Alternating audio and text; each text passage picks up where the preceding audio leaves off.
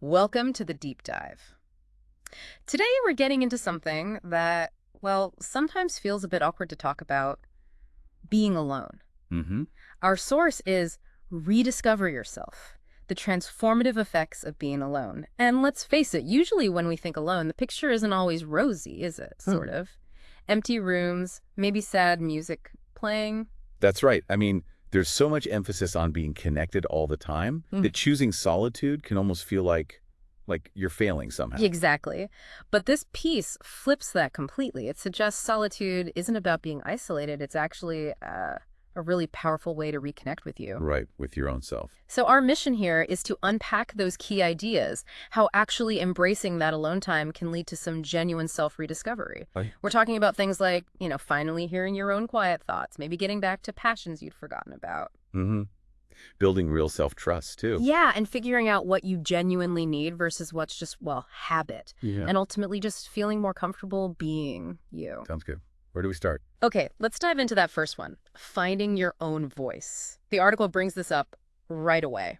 Yeah, and it's fascinating, isn't it, how the sheer volume of everyday life, social media pings, work emails, even just background noise, how it all just drowns out our own internal conversation. Really? We spend so much energy processing everything coming at us, we sort of lose the signal from within. It's like trying to navigate with a really loud, maybe faulty GPS, overriding your own sense of direction. Oh, that's a great way to put it. So solitude kind of creates the quiet needed to actually hear yourself think, to ask, hold on, what do I think about this? Or what's actually important to me? Precisely. And it's not just about, shutting the door. It's about intentionally making that mental space where those inner questions can actually bubble up and you can explore them without instantly reaching for your phone or asking someone else. I'm like active self-listening. Yeah. Active self-listening. I like that. Then the piece talks about reconnecting with forgotten passions.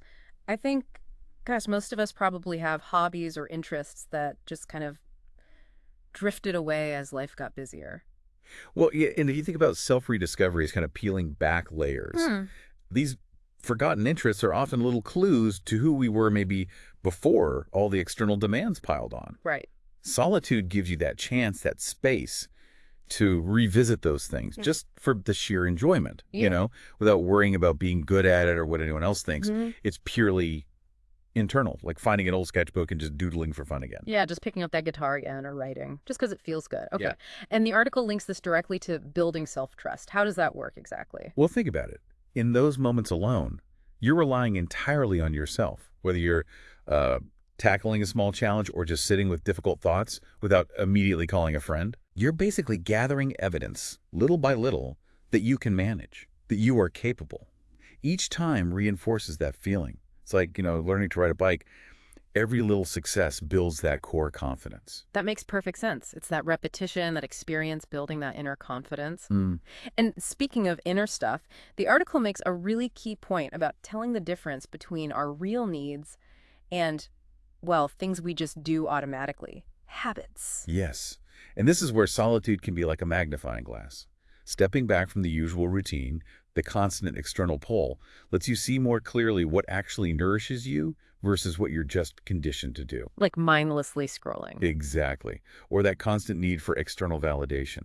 Solitude can help you see these as maybe habits that don't truly meet your deeper needs for real connection or purpose or just simple rest.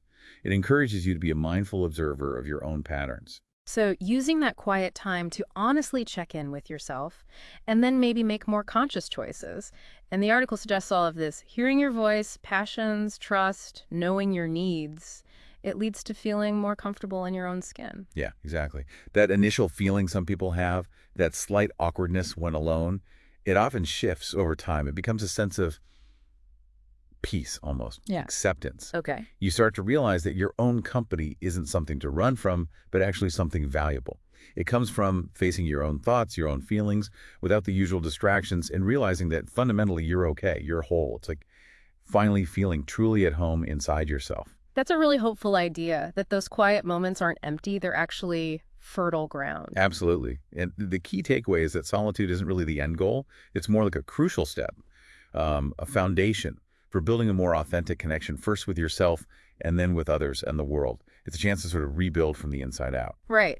So, just to quickly recap then, we've talked about how solitude can be this powerful tool for rediscovering yourself by helping you hear your own voice again, Reconnect with those lost passions. build up that self-trust, tell the difference between real needs and just habits. And ultimately, just feel more comfortable being you. Yeah. It's really not about shutting yourself off, but intentionally making that space for, like you said, renewal and inner understanding. Which leads to maybe a thought for you listening right now.